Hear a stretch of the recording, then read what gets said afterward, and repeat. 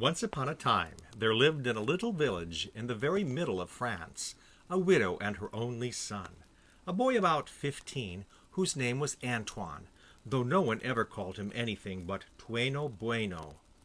They were very poor indeed, and their hut shook about their ears on windy nights till they expected the walls to fall in and crush them. But instead of going to work as a boy of his age ought to do, Tueno Bueno did nothing but lounge along the street, his eyes fixed on the ground, seeing nothing that went on around him. "You are very, very stupid, my dear child," his mother would sometimes say to him, and then she would add with a laugh, "Certainly you will never catch a wolf by the tail."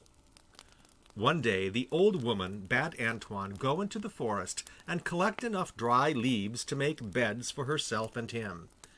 Before he had finished, it began to rain heavily, so he hid himself in the hollow trunk of a tree, where he was so dry and comfortable that he soon fell asleep. By and by he was awakened by a noise which sounded like a dog scratching at the door, and he suddenly felt frightened, why he did not know. Very cautiously he raised his head, and right above him he saw a big hairy animal coming down tail foremost. "It is the wolf that they talk about so much," he said to himself, and he made himself as small as he could, and shrunk into a corner. The wolf came down the inside of the tree, slowly, slowly. Antoine felt turned to stone, so terrified was he, and hardly dared to breathe. Suddenly an idea entered his mind which he thought might save him still. He remembered to have heard from his mother that a wolf could neither bend his back nor turn his head so as to look behind him, and quick as lightning he stretched up his hand, and seizing the wolf's tail, pulled it towards him. Then he left the tree and dragged the animal to his mother's house. "Mother, you have often declared that I was too stupid to catch a wolf by the tail. Now see!" he cried triumphantly. "Well, well, wonders will never cease," answered the good woman, who took care to keep at a safe distance. "But as you really have got him, let us see if we can't put him to some use. Fetch the skin of the ram which died last week out of the chest, and we will sew the wolf up in it. We will make a splendid ram, and tomorrow we will drive him to the fair and sell him." Very likely the wolf, who was cunning and clever, may have understood what she said, but he thought it best to give no sign, and suffered the skin to be sewn upon him. "I can always get away if I choose," thought he. "It is better not to be in a hurry." And so he remained quite still while the skin was drawn over his head, which made him very hot and uncomfortable, and resisted the temptation to snap off the fingers or noses that were so close to his mouth. The fair was at its height next day when Tueno Bueno arrived with his wolf in ram's clothing. All the farmers crowded round him, each offering a higher price than the last. Never had they beheld such a beautiful beast, said they, and at last, after much bargaining, he was handed over to 3 brothers for a good sum of money. It happened that these 3 brothers owned large flocks of sheep, though none so large and fine as the one they had just bought. "My flock is the nearest," observed the eldest brother. "We will leave him in the fold for the night, and tomorrow we will decide which pastures will be best for him." And the wolf grinned as he listened, and held up his head a little higher than before.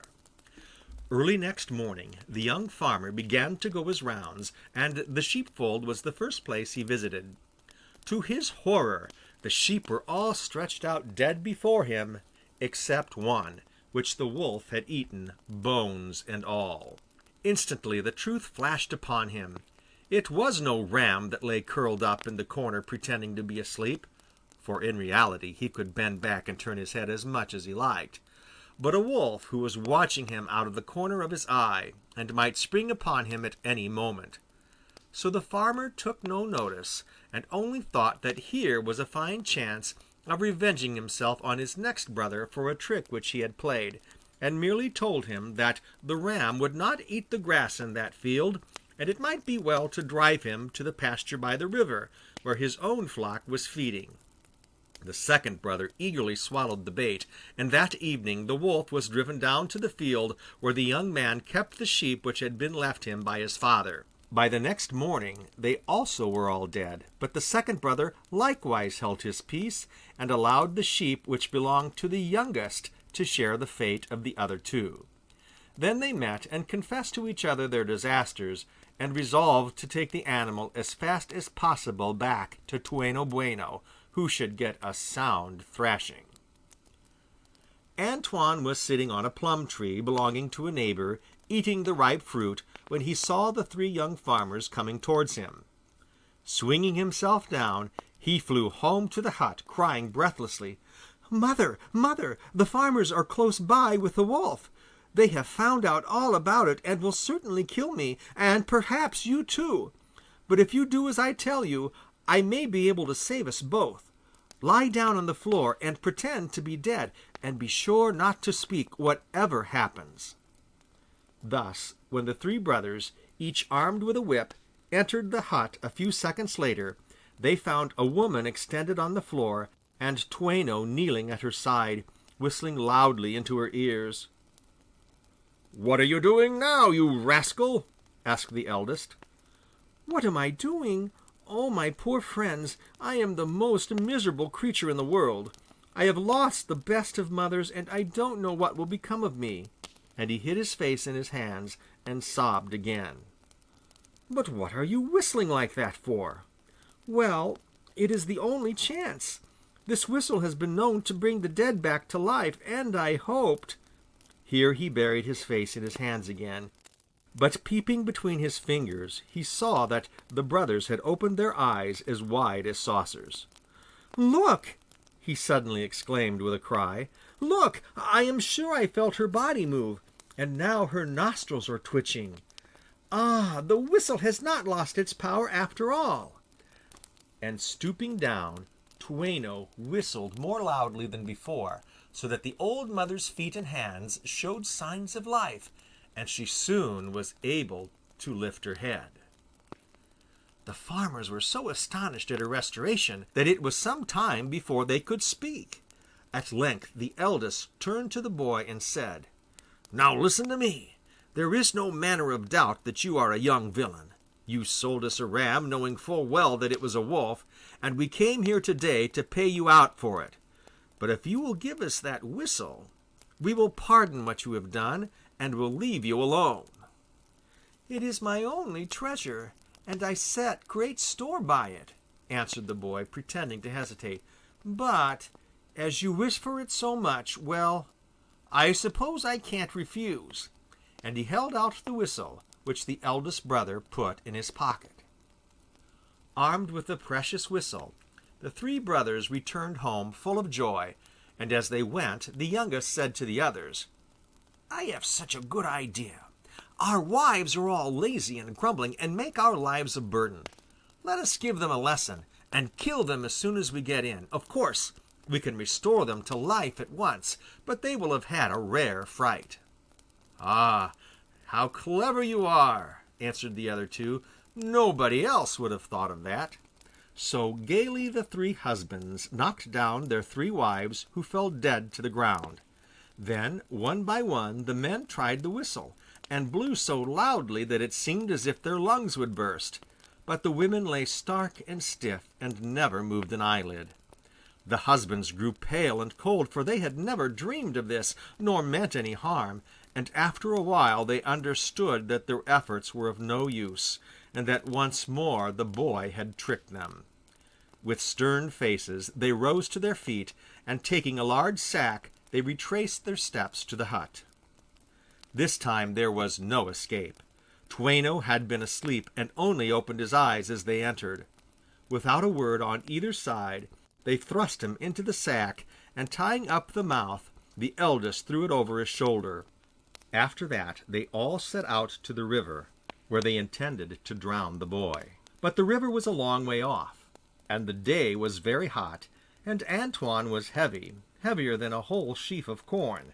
They carried him in turns, but even so they grew very tired and thirsty, and when a little tavern came in sight on the roadside, they thankfully flung the sack down on a bench and entered to refresh themselves. They never noticed that a beggar was sitting in the shade at the end of the bench, but Toueno's sharp ears caught the sound of someone eating, and as soon as the farmers had gone into the inn he began to groan softly. "What's the matter?" asked the beggar, drawing a little nearer. "Why have they shut you up, poor boy?" "Because they wanted to make me a bishop, and I would not consent," answered Toueno. "Dear me!" exclaimed the beggar. "Yet it isn't such a bad thing to be a bishop." "I don't say it is," replied the young rascal, "but I should never like it. However, if you have any fancy for wearing a mitre, you need only untie the sack and take my place." "I should like nothing better," said the man, as he stooped to undo the big knot. So it was the beggar and not Toueno Boueno who was flung into the water. The next morning the three wives were buried, and on returning from the cemetery their husbands met Toueno Boueno driving a magnificent flock of sheep. At the sight of him the three farmers stood still with astonishment. "What, you scoundrel!" they cried at last. "We drowned you yesterday, and today we find you again as well as ever." "It does seem odd, doesn't it?" answered he. "But perhaps you don't know that beneath this world there lies another yet more beautiful and far, far richer. Well, it was there that you sent me when you flung me into the river, and though I felt a little strange at first, yet I soon began to look about me, and to see what was happening. There I noticed that close to the place where I had fallen, a sheep fair was being held, and a bystander told me that every day horses or cattle were sold somewhere in the town. If I had only had the luck to be thrown into the river on the side of the horse fair, I might have made my fortune. As it was, I had to content myself with buying these sheep, which you can get for nothing." "And do you know exactly the spot in the river which lies over the horse fair?" "As if I did not know it when I have seen it with my own eyes." "Then if you do not want us to avenge our dead flocks and our murdered wives, you will have to throw us into the river just over the place of the horse fair." "Very well, only you must get 3 sacks and come with me to that rock which juts into the river. I will throw you in from there, and you will fall nearly on to the horses' backs." So he threw them in, and as they were never seen again, no one ever knew into which fair they had fallen.